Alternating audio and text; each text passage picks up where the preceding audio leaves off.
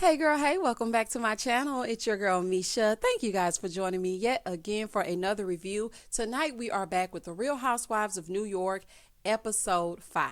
All right, y'all, let's get right into it.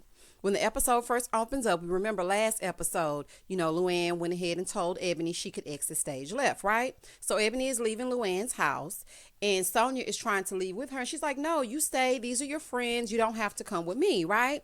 So she said, so we see Luann and she's inside the house and she's like, listen, I didn't bring up race. She was very angry. She said it. I didn't mention it not once.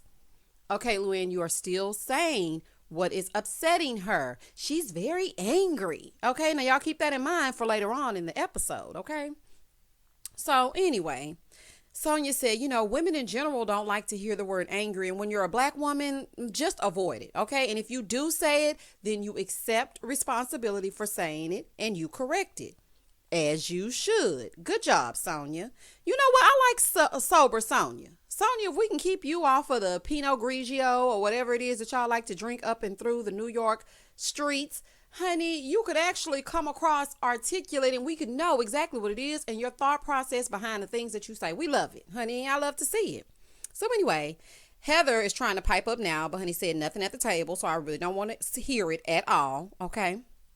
Inside, Luann is like, she was saying derogatory comments about me, and that set me off, saying that she was more educated than anyone at the table. Okay, I'm just going to leave that alone, honey, because I already went into it last time as I went into it. Eboni gets back to the house, right? And she goes upstairs where Leah is. So she sits down on the bed and she's like, Luann kicked me out of her house and she called me an angry black woman. Now, listen, I'm very objective on this channel. Right is right and wrong is wrong. So, Eboni, you asked her, okay? You asked her if you should leave her home. She obliged. She didn't actually call you an angry black woman, but she did imply it. So I feel like the way you took it back to Leah, Leah, she's ready to get up in arms and she's ready to get some drama started. I feel like you should have stated, I was talking to her about what she said about you using obscenities, and she in turn said it was about education. I let her know that education it doesn't mean that you're not educated because you use those types of words. She in turn called me angry. I don't feel like I was being angry because you were being angry as well. Or, we could say Sonja was being angry a few days ago. And then she called me angry and it triggered me because I felt like she was implying I was the angry black woman. That's a better way to explain it to her than going in saying she called me an angry black woman. She told me to leave, because that's actually not the case. Okay. I'm sorry, y'all, but I just got to call a spade a spade. Anyway, so Leah's like, oh my gosh, I cannot believe that she said that, right? And she's like, yes, I'm trying not to get emotional, but she did say it.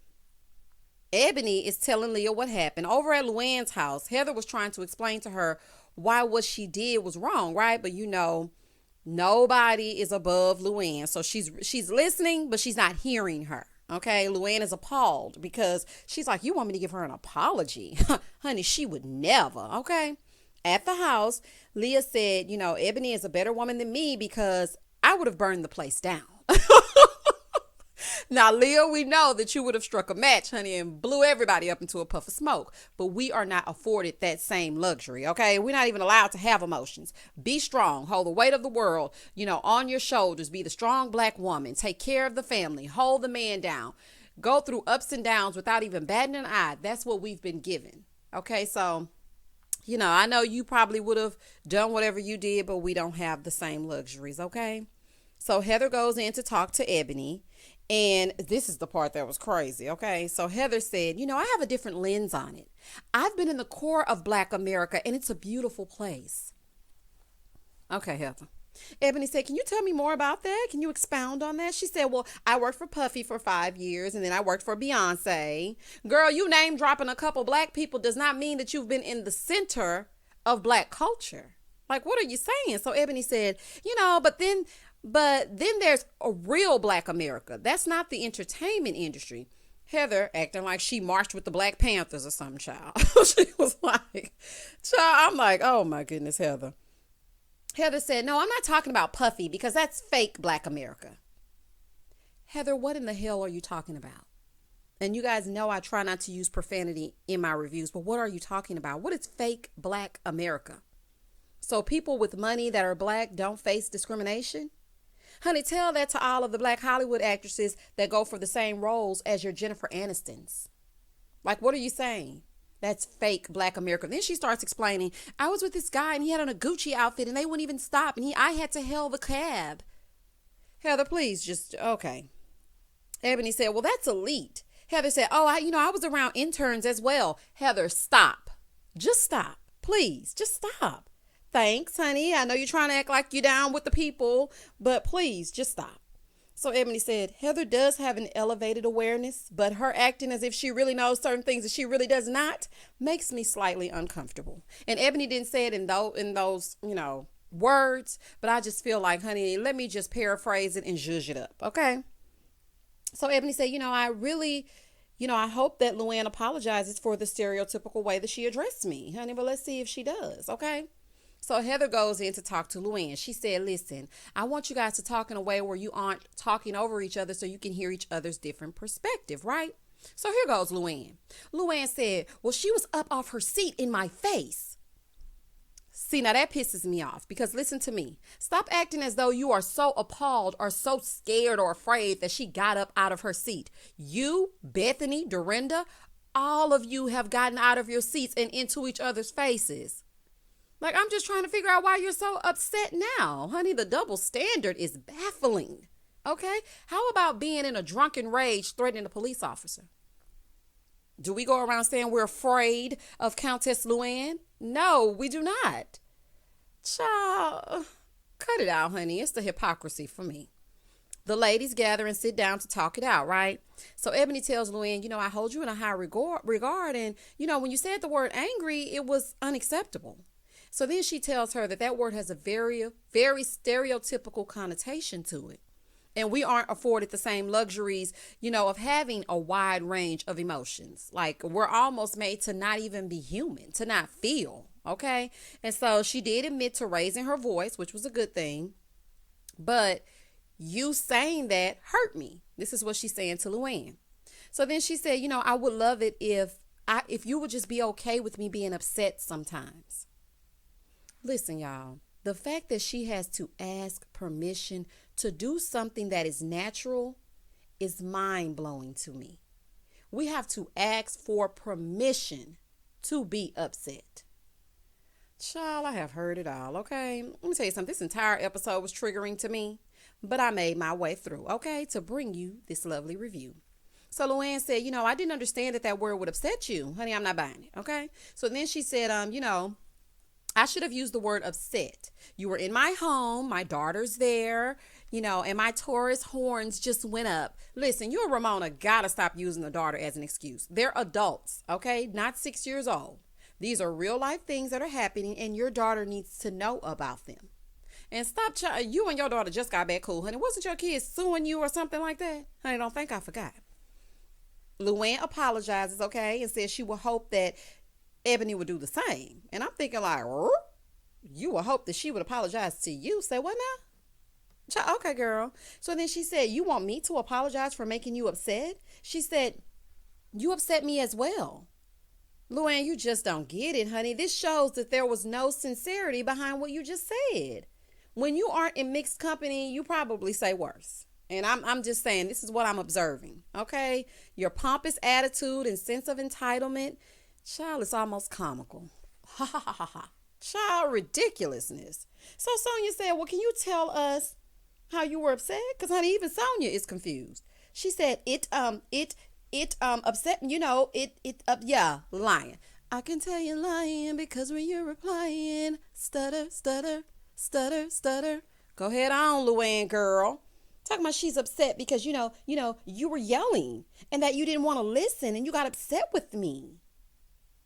Girl, okay. So then Sonja said, that's frustrating, okay?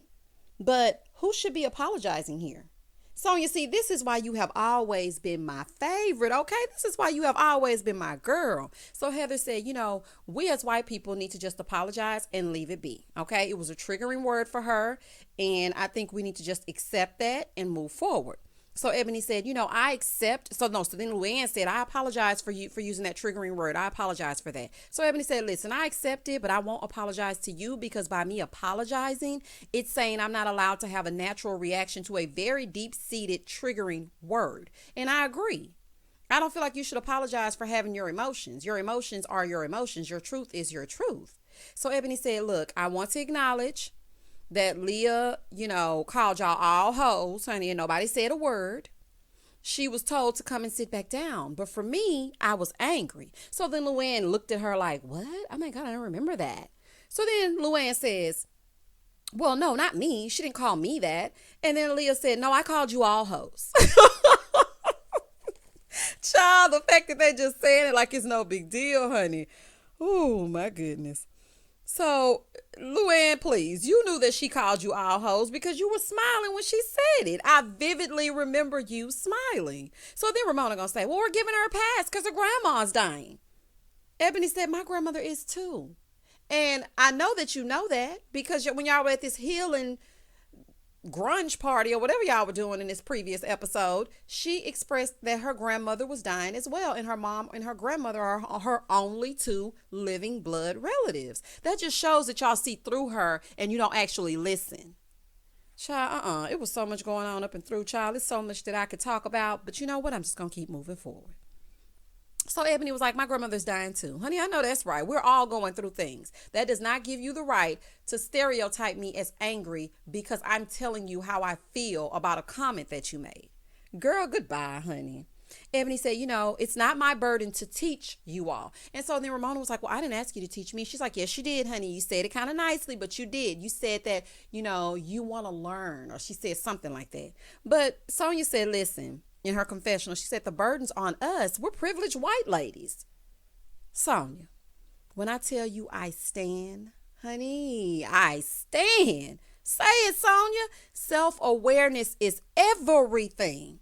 Sonja said, we have to sit in it. We have to learn from it. And then we can turn the page. I know that's right, Sonja. See, Sonja, this is why you need to stop worrying about those Morgans and that wine, honey, and stay the straight path, because this is what happens when you're sober. So then Luann said, listen, all I want you to do is just have a little patience. Girl, gone, honey.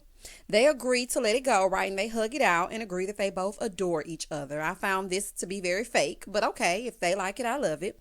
So Ebony said, yeah, Virgo meet Taurus. I knew she was a Virgo. Listen, I am a Virgo, okay? We are able to get you all the way together in the most nice, nasty, articulate way possible. Honey, yes, I knew you were a Virgo. See, us Virgos, we will stand our ground, honey, while doing it effortlessly, might I add.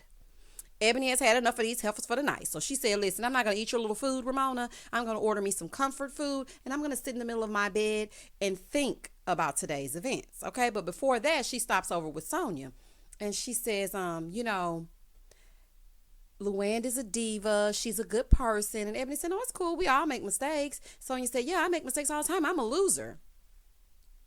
When she said that, I was like, oh my gosh, Sonja, you are far from a loser. And so Ebony said, no, you're not. You're a queen. And I want you to know that about yourself. So Sonja said, Leah said, you think I'm underestimating myself and I need to get better self-esteem. You should. Okay. Ebony said, girl, you are of high worth. And this is coming from a woman of high worth. I know that's right, child, because listen, if you don't love you, if you don't think highly of you, nobody else will, child. You better stand up with your shoulders back, honey. I love to see it. Empowering Sonja after going through what you just went through is the reason why you are a queen, Ebony, honey. Yes, ma'am.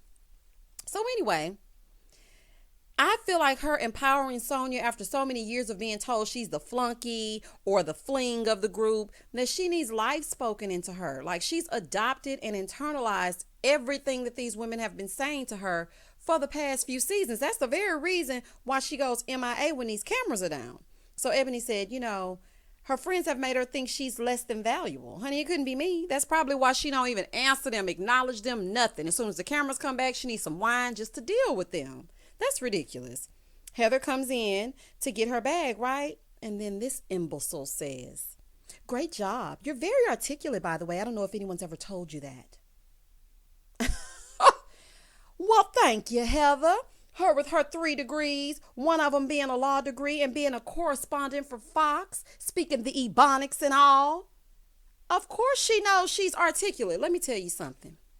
For any white person that may be watching this review, please don't say that. Being told we're articulate is as bad as what Luann said. For some reason, other races don't think black people have the mental capacity to know more than 3-letter words. It's both classist and egregious. Saying that makes us feel like when we pronounce things correctly or use subject-verb agreement, we are now on your level. Please keep those types of microaggressions to yourself, honey. Thanks, management. Child, goodbye. Girl, get your bag and get gone, honey. Now I'm back. Eboni said, oh, yeah, I've heard it a few times before. Child, she's like, I'm going to give her a pass on that. No, you need to call to the carpet on that as well. But, honey, I know you're tired of fussing and fighting, so let's move forward. The next morning, the ladies get ready to go fishing, right? Leah is dressed like an extra from the movie Clueless. Oh, as if. I was like, what in the Alicia Silverstone are you wearing, girl? Anyway, I thought Giselle was the worst dressed housewife, but clearly it's Leah. Oh, my goodness. So Sonja said, I never ask if Leah is dressed for the occasion because she's dressed as Leah. I just love Sonja. I just love her. So they get to the spot and the guy, his name is Mark, he's telling them that they need to have waiters, right? So Leah was like, I don't want to put on another pair of pants on top of my other pair of pants, honey, because Leah is wearing 3 pairs of pants already. So this will now be her 4th, and Leah is not for the foolishness, honey. So her and Luann set that one out, right? Sonja and Mark are over there hitting it off, fishing and whatnot. Leah and Luann are over there hula hooping. Child, okay. It's so much weird activity going on, honey. Everybody's sectioned off. It's really weird. So Eboni tells Sonja that she's going to be helping her get matched with a great guy, because y'all know that she was sitting down talking to her matchmaker friend over in Philadelphia, and she was just telling her, listen, Sonja's a great girl and I feel like she needs love, and she's telling her this, and then the shady cameraman pan over to Sonja eating pie straight out of a tin and drinking coffee. I'm like, oh my goodness, honey, bravo, no, that's shady. So they sit down to eat lunch, right? And as the ladies are eating lunch, Eboni said, listen, I want to invite everyone to an election party at my home. Child, Ramona instantly said, I won't be there. Ramona, I'm sure you won't. So Leah starts with, both sides are pissing me off and I don't really want to vote. Well, suck it up, Buttercup, because voting matters and every vote counts. Okay, so we're gonna need you to vote yay or nay, honey. So then Heather tries to pipe up and Leah gets upset. They're all getting on my nerves at this point. Everybody's getting on my nerves. The ladies are getting ready for the 70s beauty pageant / Halloween party / I don't know, they've thrown all the holidays together and made a pageant out of it. Okay, I just hope Luann doesn't come as Diana Ross again. If y'all remember that episode in that season, honey, I won't go into it, but look it up if you haven't seen it. Very, very disrespectful. Okay. So Leah gets a call while she's getting her hair done, and it upsets her because it's her mom telling her about her grandmother, right? So she goes upstairs, she's crying, but then she comes back down and she's still visibly upset. Eboni comforts her because she knows her pain. She knows exactly what she's going through. It's so many different moving parts. Leah's hula hooping, child, this is what's happening.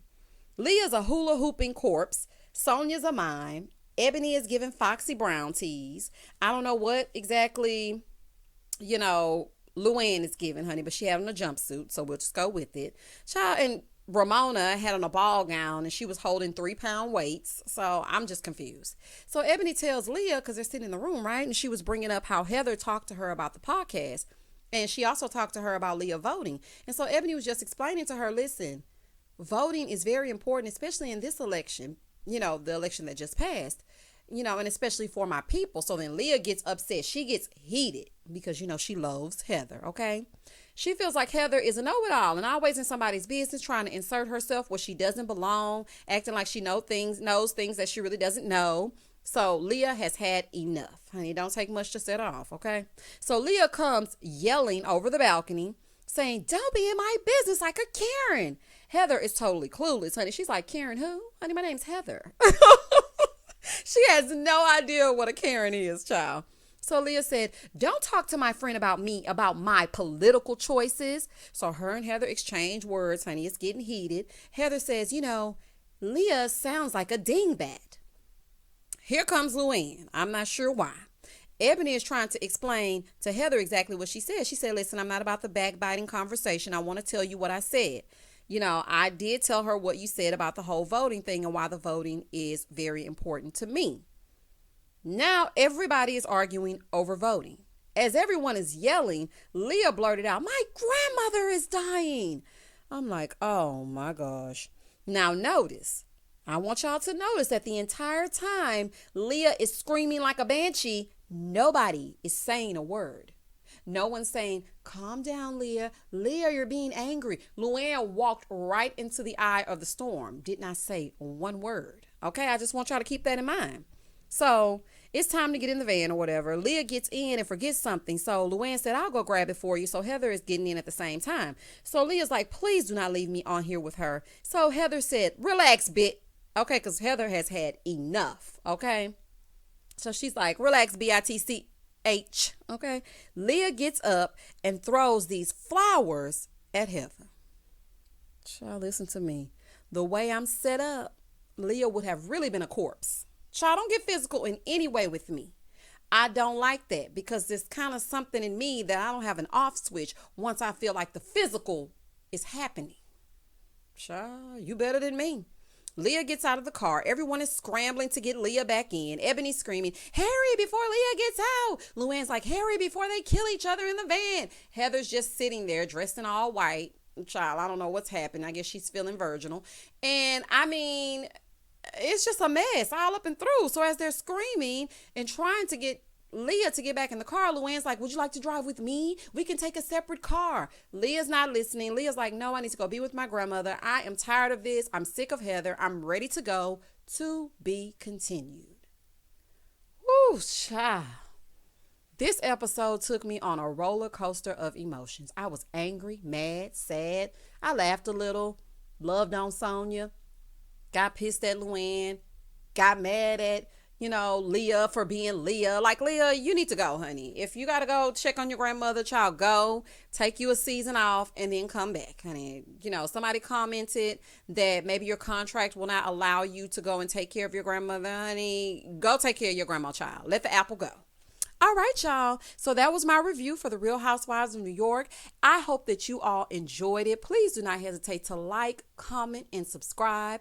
As always, stay safe, stay blessed, spread love, not germs. Peace.